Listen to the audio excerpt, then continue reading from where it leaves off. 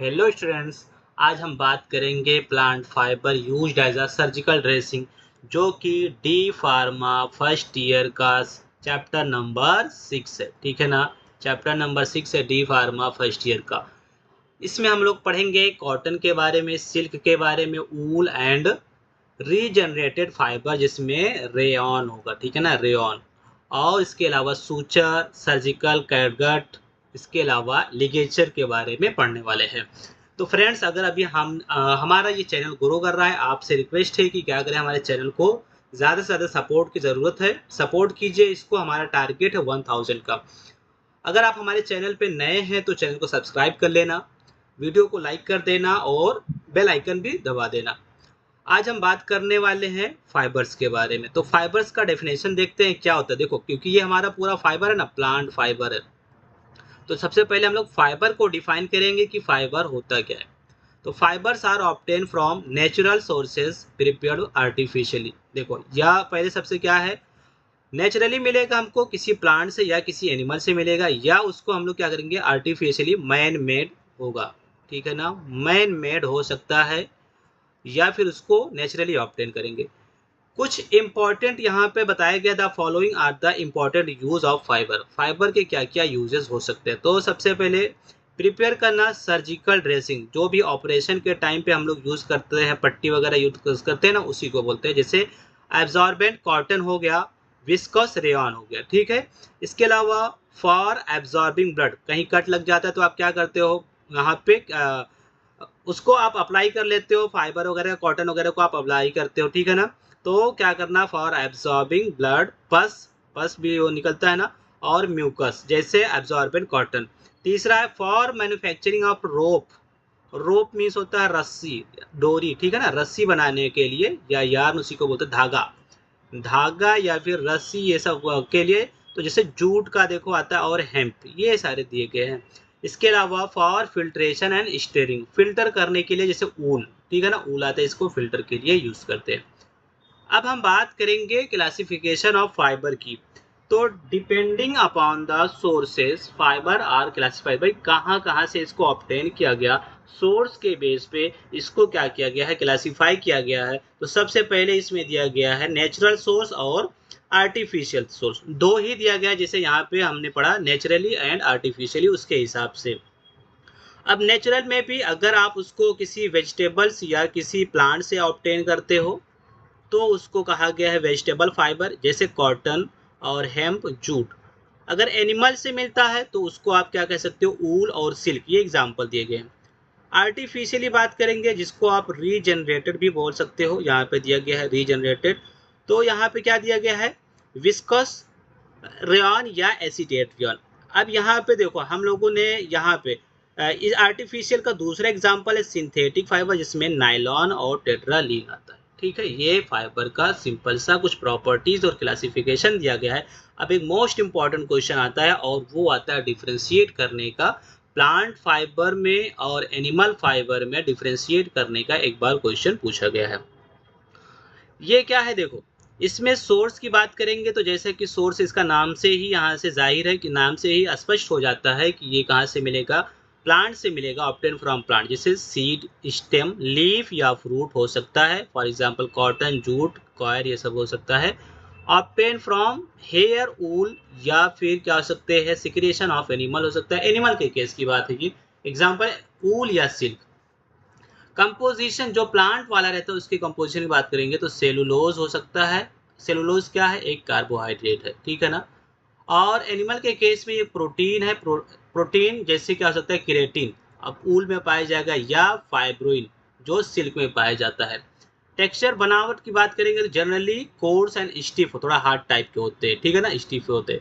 और ये शॉर्टर रहेंगे। इसके अलावा स्मूथ है, तो ये तो इनके अंदर लचीलापन होता है, इलास्टिक होते हैं। Thermal properties, poor insulator, lose heat quickly. देखो, इनको अगर आप गर्म करेंगे तो इजिली ठंडा भी हो जाता है। ठीक है ना, इनको आप गर्म करेंगे, हीट करेंगे तो इजिली ठंडा हो जाता है। ये क्या है, एक्सीलेंट इंसुलेटर, ये लॉन्ग टाइम तक का हीट रहता है। इसके अलावा बात करेंगे तो एब्जॉर्प्शन ऑफ वाटर, वाटर कौन ज़्यादा एब्जॉर्ब करता है, absorb more water and dry faster. ये जल्दी एब्जॉर्ब करेगा, ज़्यादा एब्जॉर्ब करेगा और जल्दी ड्राई भी हो जाएगा। ये क्या है, एब्जॉर्ब लेस वाटर। अब लेस वाटर है तो इसलिए ड्राई भी क्या होगा, जल्दी होगा, ड्राई स्लोअर। यहाँ पे क्या होगा, स्लोली होता है। क्या होगा, एब्जॉर्ब लेस वाटर। और अच्छा इनमें क्या देखो, फिर से समझ लो इस पॉइंट को। एब्जॉर्प्शन ऑफ वाटर में absorb more water and dry faster. ज़्यादा वाटर है, वाटर ज़्यादा है और लॉन्ग टाइम तक का ये जल्दी ड्राई हो जा रहा है। ज़्यादा क्वांटिटी में ज़्यादा है बट इसको ड्राई होने में टाइम नहीं लगता। इस केस में क्वांटिटी कम है बट ड्राई होने में लॉन्ग टाइम तक का, मतलब एक बार ये भिगो दिए, इसको गीला कर दिए तो लॉन्ग टाइम तक का ये गीला रहेगा, ऐसा कुछ कहना चाह रहे इसमें। और रिएक्शन ऑफ हीट, इसको जलाएंगे तो क्या होगा, burn easily and leave ion ash residue. इसको जलाएंगे तो क्या बचेगा, ऐश बचता है, राख जिसको बोलते हैं, ठीक है ना, राख बोलते हैं। तो राख इस केस में ज़्यादा बचता है, ठीक है। और इसमें बर्न स्लोली, धीरे धीरे जलता है। ऑफन कर्लिंग, ये कर्ल हो जाएगा, मुड़ जाएगा। And leave A proteinaceous order. और इसको जब देखो कहीं अगर कभी कुछ मांस वगैरह, मच्छी वगैरह कुछ और जलाते हैं तो कैसा होता है, एक अलग सी स्मेल आती है ना। कभी आप पेड़ को जलाए तो क्या होता है, कोई स्मेल आती नहीं, लेकिन कभी आप किसी एनिमल को जलते हुए या कुछ ऐसा होता है, या मुर्दा घाट पे है ना, शमशान घाट पे जाओ तो देखो कैसा बास आती है, तो उस तरीके से। इसके अलावा एग्जाम्पल दोनों का देख लो, रोप हो सकता है, क्लॉथिंग हो सकता है जिसको कॉटन का बना होगा वो, और मैट्स या कॉयर जो मैट वगैरह बनाने का आता है। इसके अलावा वार्म क्लॉथिंग, ठीक है ना, गर्म कपड़े जैसे ऊल, लग्जेरियस फैब्रिक, ये सारे कुछ दिए गए। अब हम बात करेंगे कॉटन के बारे में। कॉटन का सिनोनिम देख लेते हैं, कॉटन ऊल, प्यूरिफाइड कॉटन या एब्जॉर्बेंट कॉटन या सर्जिकल कॉटन के नाम से जानते हैं। सोर्स की बात करेंगे तो absorbent cotton consist of epidermal hair of seed. देखो ये बाहर की जो, देखो यहाँ पे पूरे दिखाए गए हैं, तो क्या होती है, एपिडर्मल सबसे बाहर की जो होती है सीड, उसके ऊपर पाया जाता है, ठीक है ना, कुछ हेयर टाइप के होते हैं। सीड होता है तो सीड के बाद कुछ हेयर ऐसे लगे रहते हैं, उनको बोलते हैं। अब यहाँ पे स्पीसीज दिखाया गया है, cultivated species of Gossypium herbaceum. Gossypium और हर्बेसियम इसका आप याद रखिएगा। और दूसरे स्पीसीज हैं जिनसे ये ऑब्टेन होता है। The hairs are freed from the impurities and fatty material. देखो क्या होता है, हेयर कैसा होता है, फ्री रहता है, फ्री फ्रॉम, यहाँ पे याद कर लो, फ्री फ्रॉम इम्प्योरिटीज। यहाँ पे कोई भी इम्प्योरिटीज, कोई भी गंदगी के टाइप के, डस्ट टाइप के या कुछ और ऐसे नहीं पाए जाते इसके अंदर। लेटर दे आर ब्लीच, फिर भी उसको क्या किया जाता है, ब्लीचिंग किया जाता है, क्लीनिंग किया जाता है, स्टेराइल किया जाता है। फैमिली की बात करेंगे तो Malvaceae family.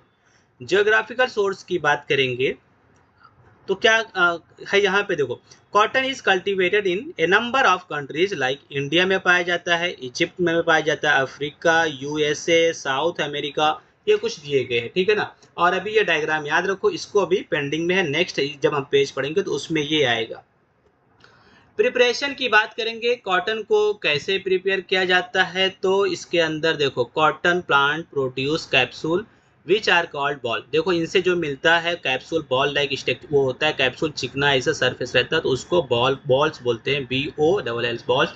The ball contains seed converted with hairs. तो सीड रहता है और सीड से कवर्ड विद हेयर, यहाँ पे कवर जो सीड होता है, सीड के बाहर क्या होता है, सीड्स कवर्ड विद हेयर। ये बॉल है, बॉल के अंदर सीड है, और ये सीड के बाहर क्या होता है, मतलब यहाँ पे हेयर्स कुछ पाए जाते हैं, याद रखना इसका। This is called cotton. जो यहाँ पे हेयर्स है उन्हीं हेयर्स को क्या बोल दिया गया, कॉटन बोल दिया गया है। Cotton is subjected to ginning. अब देखो यहाँ पे जो picture in the last slide, यहाँ पे मैंने लिखा कि गिनिंग किसको बोलते हैं, जो कॉटन मिला। तो कॉटन को देखो, ये गांव में या ठंडियों के टाइम पे देखो क्या होता है, लोग आते हैं तो उसको कॉटन को क्या करते हैं, डंडे मार मार के उसको मतलब क्लीन करते हैं। तो उसी तरीके से कॉटन को फैक्ट्री होती है, मशीन होती है, उसी मशीन से गुजारते हैं, इसको पास करते हैं और ये क्लीन हो जाता है। सेम उसी के तरीके से गिनिंग बोलते हैं। This separate seed and hairs. तो इसकी वजह से क्या होता है, जो उसके अंदर सीड थे, सीड अलग हो जाता है, हेयर्स अलग हो जाते हैं। हेयर्स मीन्स कॉटन अलग हो जाता है। The hairs the separate called raw cotton. अब जो यहाँ से हेयर्स रिमूव हो रहे, सेपरेट हो रहे, उनको रॉ कॉटन कह देंगे।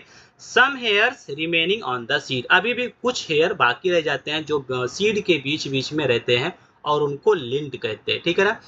The lint is use for the manufacturing of inferior grade of the cotton wool. अभी ये लिंट है, लिंट को फेंकते नहीं है, इनको भी कहीं ना कहीं यूज कर लिया जाता है, और ये इंफीरियर मतलब लेस क्वालिटी का, लेस क्वालिटी के कॉटन बनाने में इसको यूज करते हैं। Raw cotton obtain from as above is subjected to the process called combing. Combing, ठीक है ना, कॉम्बिंग प्रोसेस होता है, उसमें इसको पास करते हैं। अब कॉम्बिंग प्रोसेस क्या होता है? कॉम्बिंग प्रोसेस में जो लॉन्ग हेयर रहते हैं और जो शॉर्ट हेयर रहते हैं, दोनों अलग हो जाते हैं। लॉन्ग और शॉर्ट वाले दोनों अलग अलग हो जाते हैं, याद रखना। कॉम्बिंग प्रोसेस में ये मतलब सेपरेट करने का है कि चलो भाई बड़े साइज के जो हो सेपरेट हो जाओ, और स्मॉल साइज वाले सेपरेट हो जाओ, इस तरीके से। This separate long hair and short, ठीक है ना, इस तरीके से इनको सेपरेट कर दिया। The long fibres are spun, ये याद रखना, इसको क्या बोलते हैं? स्पून बोलते हैं। जो लॉन्ग थ्रेड रहेंगे, जो कपड़े बनाने के काम आते हैं, उनको स्पून बोल देते हैं। And then woven as a cloth, इनको क्लॉथ के लिए, कपड़ों के लिए यूज किया जाता है। The short fibre are called as a combers waste. ये पूछा गया एक बार, 1 मार्क में पूछा गया है। द शॉर्ट फाइबर आर, मतलब वहां पे दिया हुआ था कि क्या कहते हैं उसको, तो कॉम्बर्स वेस्ट बोलते हैं। This is used for the manufacturing of absorbent cotton, क्योंकि कॉटन, इसको अब कहाँ पे यूज करेंगे? कॉटन बना, बड़े साइज वाले को कपड़े बना लिया गया, छोटे साइज वाले को कॉटन में यूज करते हैं। जो कॉम्बर रहता है, कॉम्बर को बॉयल करते हैं with the dilute caustic soda, मतलब सोडियम हाइड्रोक्साइड के साथ में उसको डाइल्यूट करते हैं, उसको भिगोते हैं फॉर 10 to 15 आवर्स, 10 से 15 घंटे के लिए, और एट एटमॉस्फेरिक दिया 1 to 3 atmospheric pressure. This remove wax, इस तरीके से उसमें अगर कुछ वैक्स वगैरह है या कुछ कलर है, कुछ इम्प्योरिटीज है, तो वो रिमूव हो जाता है, क्योंकि हमारा जो कॉटन होता है बिल्कुल क्लीन होता है। Later it is washed and treated with the solution of chlorinated soda, फिर उसके साथ में सोडियम हाइपोक्लोराइड, जिसका फॉर्मूला होता है NaOCl के साथ में, फिर अगेन वॉश किया जाता है। This is followed by the washing with the dilute hydrochloride, उसके बाद में क्या जाता है? उसके बाद में हाइड्रोक्लोरिक एसिड के साथ, ठीक है ना। दिस इज फॉलोड बाय, फिर उसके बाद इसको फॉलो किया जाता है। कौन इसको वॉश करता है? तो 3 केमिकल यहाँ पे हो गया, number 1 sodium hydroxide, number 2 sodium hypochloride, and तीसरा हो गया dilute hydrochloride. Again it wash, फिर वॉश करते with water, dried and roll into a sheet with sterilise, तो इसको अगेन ड्राई किया जाता है, ठीक है ना, इस तरीके से इसको फिर रोल बना लिया जाता है। अब इसके कैरेक्टरिस्टिक के बारे में पढ़ेंगे।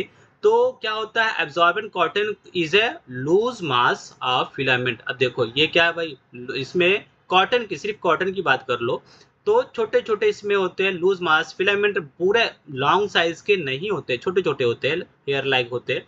दे आर वेरी सॉफ्ट, बहुत ज़्यादा सॉफ्ट रहते हैं, वाइट कलर में होता है, and they are also orderless, इनका कोई ऑर्डर नहीं होता, कोई स्मेल नहीं होती, कोई टेस्ट नहीं होती। इसके कॉन्स्टिट्यूएंट की बात करेंगे, और क्या कहा गया है? Absorbent cotton almost entirely consist of cellulose, यहाँ पे सेलुलोज होगा। उसके बाद में हम बात करेंगे सेलुलोज, जो यहाँ पे पाया जाता है। Cellulose molecule is made of glucose residue, इसके अंदर ग्लूकोज पाया जाता है। These glucose residue are united by the glycoside, मतलब सेलुलोज है, सेलुलोज के अंदर क्या पाया जाता है? ग्लूकोज पाए जाते हैं, और ग्लूकोज जो होते हैं वो एक बॉन्ड होता है, उस बॉन्ड का नाम है ग्लाइकोसिडिक बॉन्ड, उससे जुड़े रहते हैं, ठीक है। यूजेस यहाँ पे देख लो स्टूडेंट्स, यहाँ पे for surgical dressing, by dressing, घाव वगैरह होता है, ऊंड लगता है वहाँ पे, फिल्टर करने के लिए बहुत सारे फिल्टर मीडियम में इसको यूज करते हैं, और absorption of blood, mucus and pus, जो कि ऑलरेडी हमने पढ़ के रखे हैं। एंड क्या है? यूज है ना इंसुलेटिंग मटेरियल, मतलब इसको गर्म करने के लिए भी यूज करते हैं, इंसुलेटर की तरीके से भी इसको यूज करते हैं, ताकि हीट एक साइड से दूसरे साइड में पास ना हो। तो यहाँ पे रहने देते हैं, एक छोटी सी वीडियो बनाया हूँ, वीडियो है जिसमें हम लोग क्या पढ़े हैं। सबसे पहले यहाँ पे देख लो, हमने डेफिनेशन देखा फाइबर का, फाइबर के बाद में हमने क्या पढ़ा, इसमें एनिमल और प्लांट फाइबर की डिफरेंशिएशन देखा, उसके बाद में कॉटन वूल का यहाँ पे डिटेल में देखा। अब इसका हम लोग क्वेश्चन देख रहे थे, क्वेश्चन कैसा पूछा गया है। एक क्वेश्चन यहाँ पे पूछा गया है, right the biological source, family, chemical constituent and therapeutic uses of cotton. Cotton के बारे में इसकी बायोलॉजिकल सोर्स बता दो, फैमिली और केमिकल कंस्टिट्यूएंट, इसके अलावा यूजेस। 3 मार्क्स में ये क्वेश्चन पूछा गया। दूसरा question, differentiate between plant and animal fibre, ठीक है ना, यहाँ पे पूछा गया है।